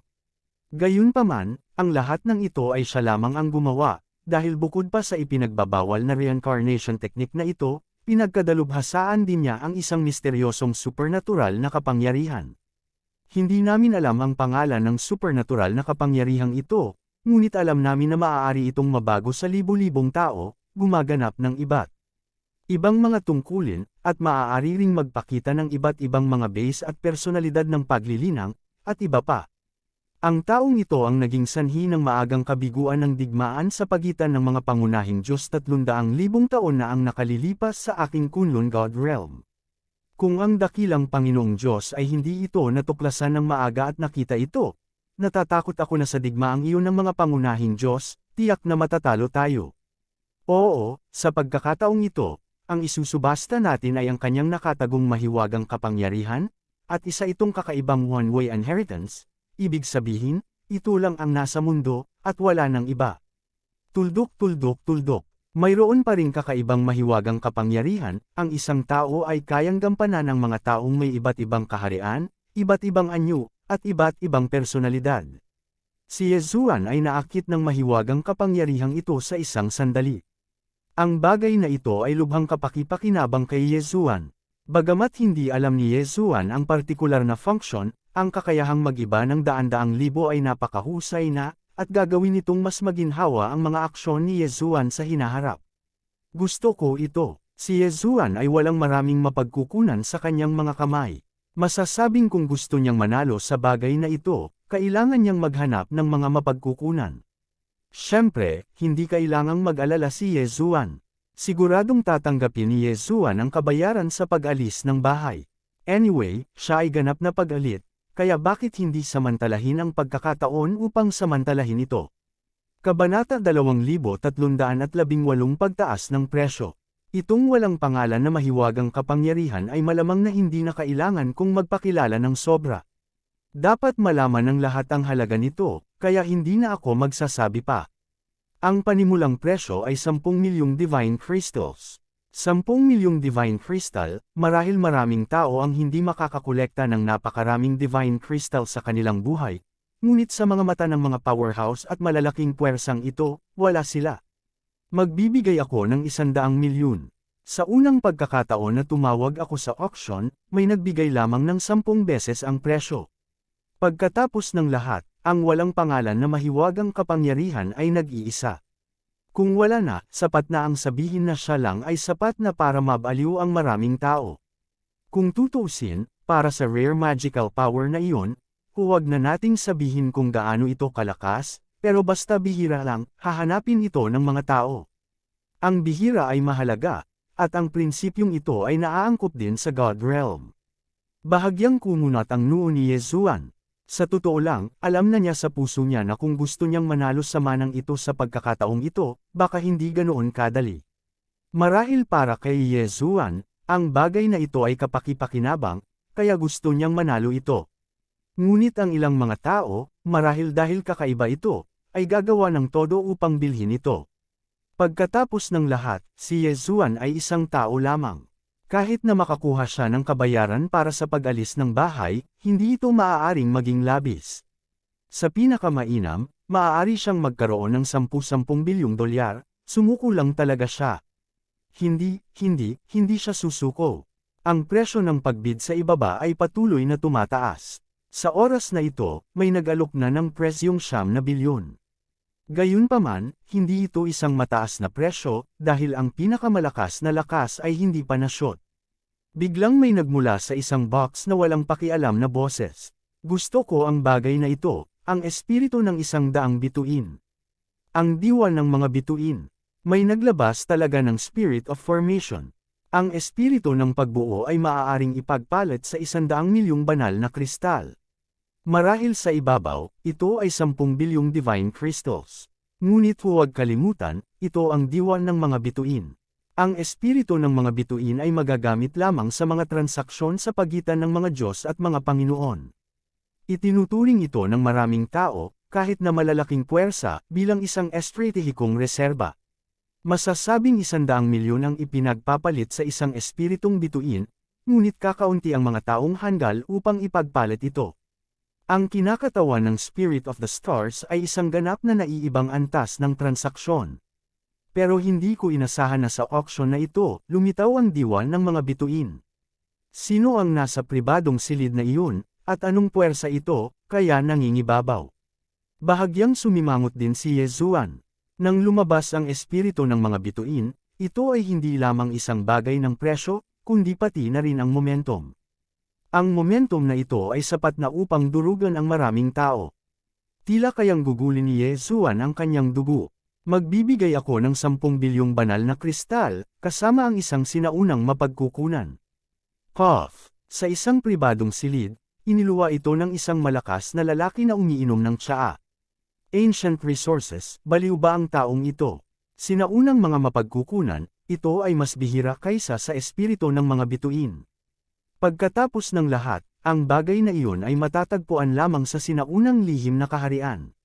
Gayunpaman, sa sinaunang lihim na kaharian, natatakot ako na kahit ang isang Diyos na Panginoon tulad ni Mi Chang ay maaaring hindi maglakas loob na pasukin ito ng madali. Ngunit ngayon, may nagpapalitan talaga ng mga sinaunang mapagkukunan. Siguradong baliw ang lalaking ito. Ang tao sa pribadong silid doon, bakit hindi mo direktang ipagpalit sa akin ang iyong mga sinaunang mapagkukunan? Handa akong ipagpalit ito sa iyo ng mga divine crystal o star spirit. Ang taong nagsalita ngayon lang ang gustong gumamit ng espiritu ng mga bituin para kunan ng larawan ng taong walang pangalan na may mahiwagang kapangyarihan. Ang mga salita ni Yezuan ay direktang nakagambala sa auction. Dahil mayroong isang sinaunang mapagkukunan, ang ganoong bagay ay hindi maaaring baliwalain ng mga tao. Ilang sandali pa ay naantala ang auction. Bahagyang kumaibot ang sulok ng bibig ni Yezuan. Ang mga sinaunang mapagkukunan na malapit na niyang kunin ay siyempre tunay, ngunit walang garantiya ng epekto. Pagkatapos ng lahat, ito ay mga ordinaryong mapagkukunan lamang na ginawa ng lumalamon na espasyo. Siyempre, labis na nasisiyahan si Yezuan sa sensasyong dulot niya. Ang mga auction, kung minsan, ay inihahambing sa momentum ng bawat isa. Kung kaya mong durugan ang iba sa momentum, baka makuha mo ang gusto mo sa mababang halaga. Kung sasabihin na 10 bilyong banal na kristal, kasama ang sinaunang mapagkukunang ito, ay maaaring ipagpalit sa walang pangalan na banal na kapangyarihan. Kaya para kay Yezuan, siguradong malaking tubo ito. Gayunpaman, naiintindihan din ni Yezuan na hindi ito maaaring ganoon kasimple. Oo naman, tulad ng inaasahan ni Yezuan, nagsalita ang isa pang tao mula sa kahon. Siguro ang mga sinaunang yaman na nasa kamay ni Shongtai ay isang uri lamang ng mga ordinaryong yaman. Ang mga sinaunang yaman ay hindi nangangahulugan na ang lahat ay napakahalaga. Ang ilang sinaunang yaman ay hindi kasing pakinabang ng mga ordinaryong yaman. 1 bilyon. Unang itinuro ng lalaki ang mga sinaunang mapagkukunan ni Yezuan, na maaaring hindi gaanong praktikal, at pagkatapos ay direktang sinira ang mataas na presyo na 15 bilyon. Masasabing sa isang salita, sinira niya ang kapaligirang nilikha ni Yezuan. Ngunit walang pakialam si Yezuan. Ang auction ay tungkol sa pera. Bagamat hindi alam ni Yezuan kung ang bagay na ito ay may pakinabang sa kanya. Gayunpaman, dahil nais ng isang tao na itaas ang presyo sa kanilang sarili, maaari silang magsaya. Kaya, itataas mo ang presyo kasama ko. Aba, mamimigay ako ng 20 bilyong Divine Crystal, na may 3 piraso ng sinaunang mapagkukunan. Sa ganitong paraan, kahit papaano, nagkakahalaga ako ng 30 bilyong Divine Crystals. Paano naman? Gusto mo pa bang taasan ang presyo? Ang tono ni Yezuan ay patag, hindi malungkot o masaya, ngunit gusto niyang makita kung paano ang taong iyon. Nang marinig ang mga salita ni Yezuan, halatang medyo nagalit ang lalaki, dahil nakarinig talaga si Yezuan ng mahinang ugong. Ngayon, maliban sa private room, tuluyan ng sumuko ang iba. Sa kanilang mga mapagkukunang pinansyal, wala silang pagkakataong manalo laban kay Yezuan at sa iba pa sa pribadong silid. Anong 30 bilyon? 40 bilyon ang babayaran ko. Bahagyang tumaas ang mga sulok ng bibig ni Yezuan. Mukhang handa na itong ipaglaban ang sarili niya. Ang mahiwagang kapangyarihang ito, bagamat nagmamalasakit si Yezuan, ngunit habang hawak ang sistema, hindi dahil walang pagkakataon na magsama ng katulad nito, kaya, makuha man ito o hindi magiging masyadong demanding si Yezuan. Ngunit dahil may mga taong gustong makipag-away kay Yezuan, hindi masasabi ni Yezuan na dapat niyang alagaan siya. Mukhang nakipag-deal ka na sa akin. 5 sinaunang yaman, na may 50 bilyong Divine Crystals, paano mo ako ikukumpara? Lumaban ka sa akin, medyo malambing ka pa. Ang mga salita ni Yezuan ay tila hinahamak ang taong iyon. Ngunit kung may makakita sa kasalukuyang ekspresyon ni Yezuan, maaaring malaman nila na sinadya niya ito. 5 bilyong banal na kristal, 5 sinaunang mapagkukunan, bibilanggan kita bilang 70 bilyong banal na kristal, ngunit sa tingin mo ay kaya mong ibaba ang bagay na iyon ng ganito? Mayroon akong 1,000 espiritu na walang bituin? Halika, ikaw ipagpatuloy ang pagtaas ng presyo, tingnan natin kung sino ang makakalaban natin. Sigaw ng lalaki, Kabanata 2319 na nakakagulat na presyo. Dahil nagustuhan mo ito, pagkatapos ay ibibigay ko ito sa iyo. Ang espiritu ng 1,000 bituin ay bumibili ng napakarilag na kapangyarihan ng mahiwagang kapangyarihan, talagang may pera si Shongtai. Masyadong nakakapinsala ang mga salita ni Yezuan. Masasabing marami na ang nagpipigil ng tawa sa mga oras na ito, at hindi na lang nagpigil at humagalpak sa tawa. Malinaw, mayroong isang lalaki na nagtatampo kay Yezuan, at ito ay napakalungkot. Bagamat ang walang pangalang supernatural na kapangyarihan na ito ay sinasabing nag-iisa, ito ay malinaw na ang bagay na ito ay walang gaanong kapangyarihang panlaban, maaaring mainam na kolektahin ito, at ang bagay na ito ay hindi maaaring manahin, ibig sabihin, ang taong iyon ay hindi man lang magagamit ang bagay na ito. Ang banal na kapangyarihan ay ipinasa. Ang diwa ng 1,000 bituin ay bumili ng isang walang kwentang bagay, may isip kung gaano kabigat ang pagkawala para sa taong iyon. The first time for the spirit of 1,000 stars. May nagtaas na ba ng presyo? Dumating ang boses ng auctioneer. Siyempre, kahit tanga, imposibleng tumaas ang presyo. Ang espiritu ng 1,000 bituin, iyon ay, 100 bilyong banal na kristal, ay higit pa sa orihinal na halaga ng bagay na iyon. Masasabing kung hindi lalabas ang ganoong bagay sa naturang auction, natatakot ako na kahit 1 bilyong divine crystal ang naibenta, walang sinuman ang bibili nito. Tumingin si Yezuan sa pribadong silid sa di kalayuan. Lahat kasi ng private rooms dito ay specially made, so under normal circumstances, walang nakakaalam kung sino ang nasa private room. Siyempre, para sa malalaking puwersang iyon, ilalantad nila ang kanilang mga pagkakakilanlan. Kaya't nalaman ni Yezuan na ang nagbid laban sa kanya ay isa pa sa 4 na sinaunang aristokratikong pamilya. Ang huling umalis sa bahay at nakasakit ng isa pang sinaunang pamilya, natatakot ako na si Yezuan lang ang may ganoong katapangan at init ng ulo. Sa iba naman, sinong maglalakas loob? Ang walang pangalang supernatural na kapangyarihan ay sa wakas ay nakuhanan ng larawan ng taong iyon. Ang kasunod na auction ay walang masyadong maraming alon. Sa hakbang ni Yezuan na itaas ang presyo sa pagkakataong ito, mas naging matatag ang mga tao nang itaas nila ang presyo. At least, hindi sila basta-basta susunod sa presyo. Hanggang sa may lumitaw. Ang bagay na ito ay isang espesyal na sandatang mahika na nakuha mula sa lupain ng kawalan. Hindi ko alam kung ano ang bagay na ito, ngunit ang tiyak na ito ay isang bagay na iniwan ng isang mahusay na master noong sinaunang panahon. Ayon sa pagtatasa, ang bagay na ito ay may napakalakas na kapangyarihan sa depensa, at kasabay nito, ito ay gawa rin ng ilang hindi kilalang espesyal na material. Kung saan bumubulusok ang auctioneer. Gayunpaman, sa panig ni Yezuan, ang mga senadoryas ng system ay mas malinaw. Ding, nag-uudyok ang system, may nakitang espesyal na martial art, nakasuot ng Diyos na nakapatay. Ang sirang sandata na nakapatay ng Diyos, kahit ngayon, ay nagpapahirap na makilala ang kanyang tunay na anyo. Bago pa makapag-react si Yezuan, muling nag-prompt ang system. Ang sandata na pumapatay sa Diyos ay bahagi ng suit na pagpatay sa Diyos. Pakitandaan, ang host, kapag nakuha na ng host ang sandata na nakapatay ng Diyos at matagumpay ang pag-aayos, maaari nang matrigger ng host ang epekto ng suit. Hindi alam ni Yezuan kung ano ang epekto ng suit, ngunit ang malalaman niya ay ang armor na ito na pumatay sa Diyos at espadang nakapatay sa Diyos ay isang set ng kagamitan, at lubhang kapakipakinabang ang mga ito kay Yezuan. Hindi alam ng iba kung ano ito, ngunit imposibleng hindi malaman ni Yezuan. Si Yezuan ay napakalinaw tungkol sa kapangyarihan at katangian ng God-killing sword, kaya, ang God-killing armor, na isa rin sa mga suit, ay hindi na mas malala pa.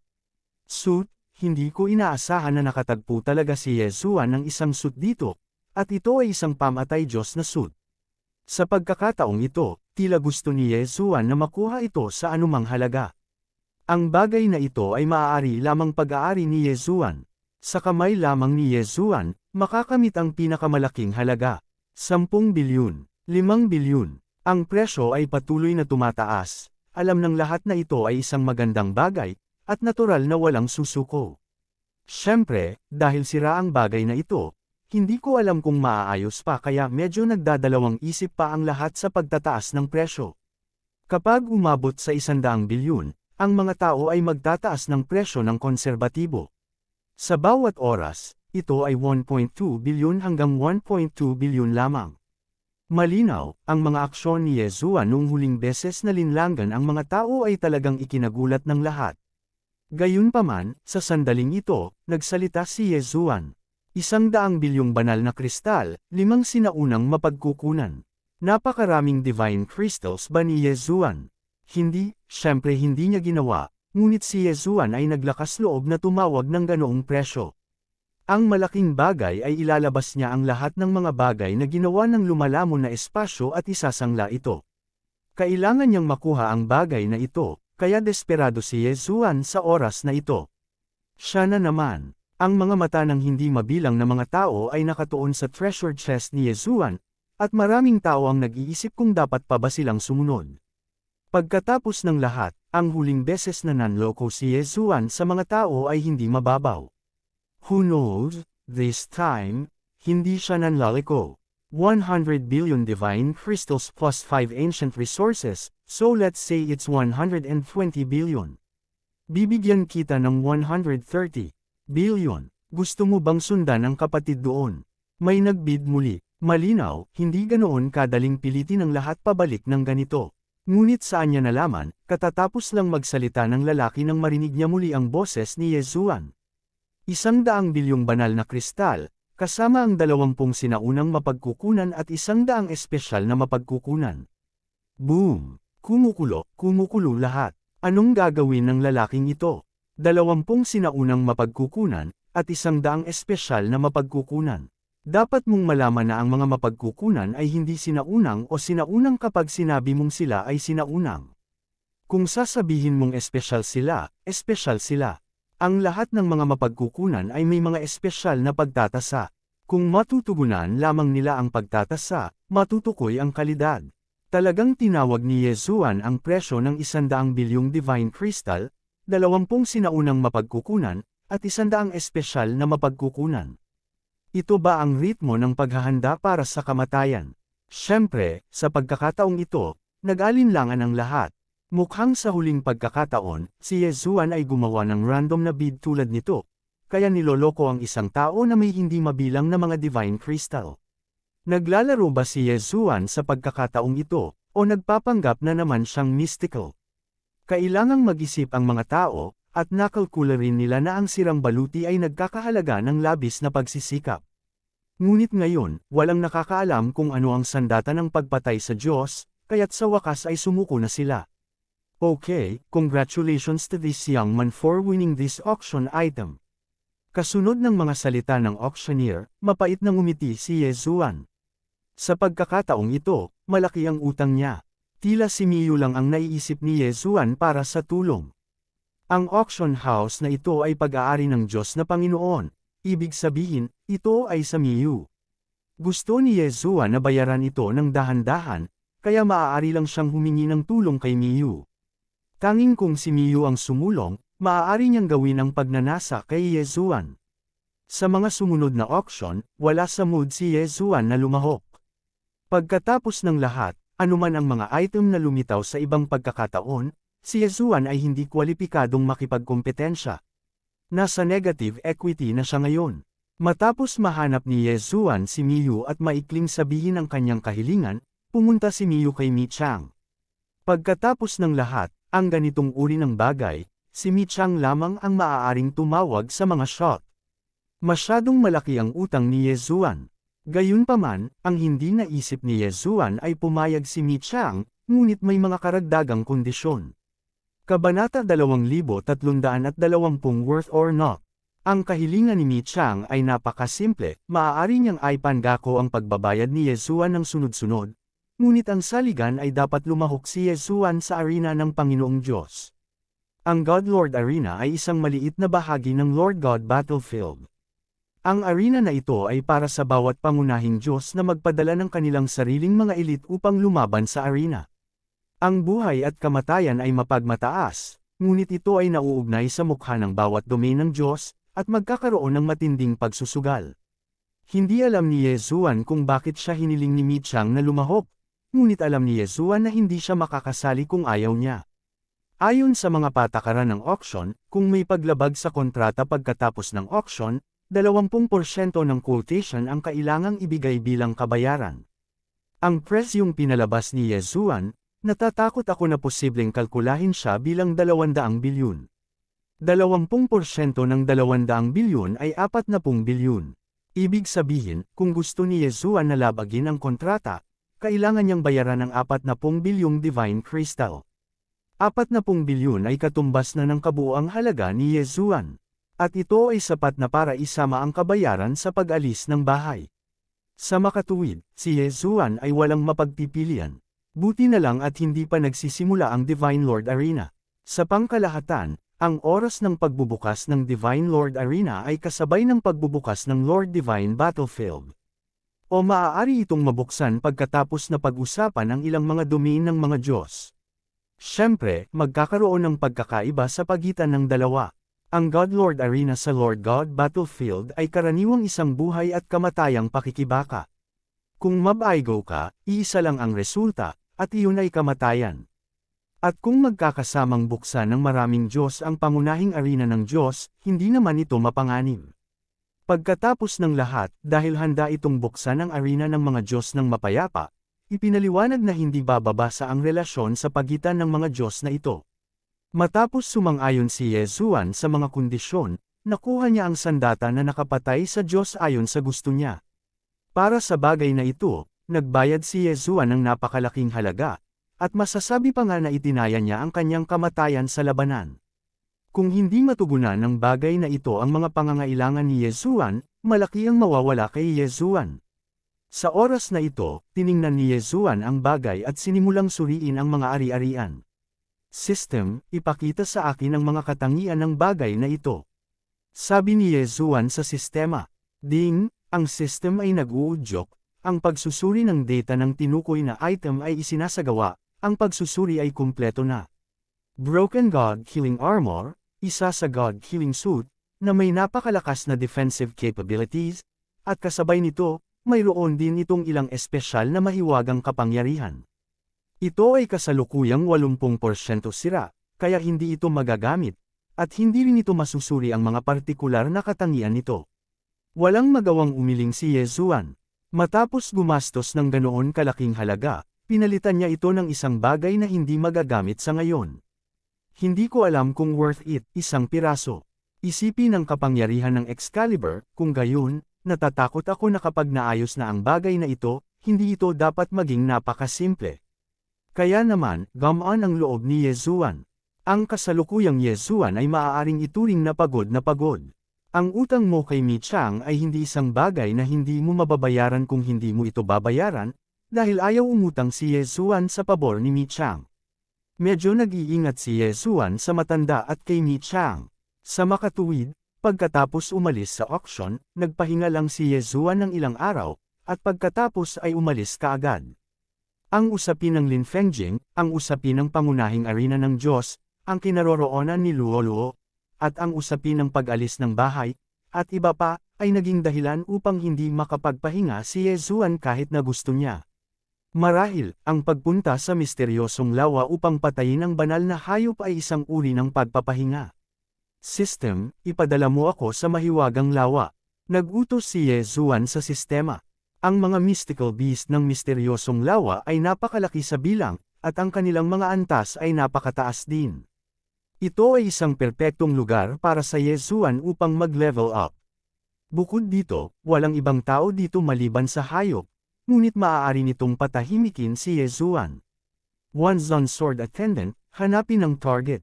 Inilabas ni Yesuan ang One-Zone Sword Attendant, handang hanapin ang target sa pagkakataong ito. Si One-Zone Sword Attendant ay walang ibang kakayahan, ngunit ang kanyang kakayahan sa pagtuklas ay tiyak na napakalakas, kaya't huwag tingnan ang maliit na bagay na ito na kadalasang walang silbi, ngunit kung minsan, siya talaga ang pinakaangkop. Hindi nagtagal, nagpadala ng signal pabalik si One-Zone Sword Servant. Ang layunin ng aksyon ni Yesuan sa pagkakataong ito ay sa wakas ay natagpuan. Nang maabot ni Yesuan ang layunin, nagulat siya sa mga bunton sa kanyang harapan. Sa totoo lang, gusto rin niyang mahanap ang Divine Beast na may pinakamababang kaharian, kaya hindi na niya ito masyadong inisip. Gayunpaman, sa pagkakataong ito, ano ang nakita ng One-Zone Sword Servant para kay Yesuan?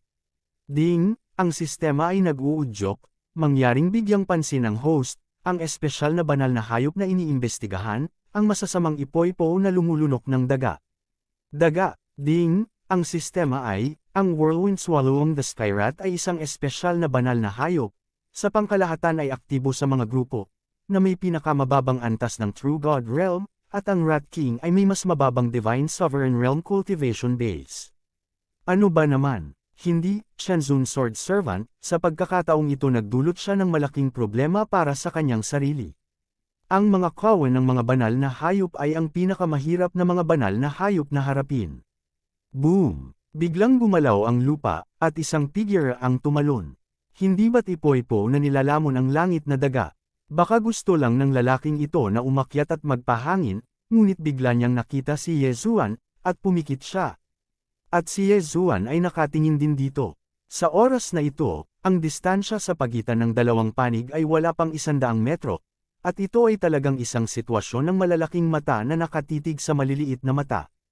Ang mga pakpak ng mga Diyos ay maaaring magbigay kay Yesuan ng kakayahang magtago, kaya madaling makapagtago si Yesuan mula sa ipo-ipo na lumulunok sa espiritual na kahulugan ng daga.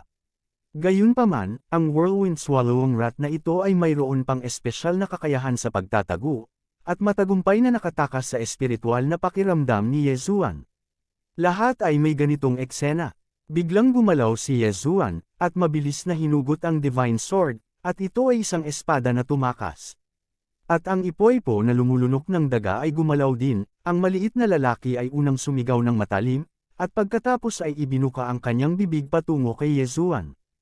Isang malakas na atraksyon ang dumating patungo kay Yesuan, at ang whirlwind swallowing mouse ay aktwal na nag-activate ng espesyal na kapangyarihan nito.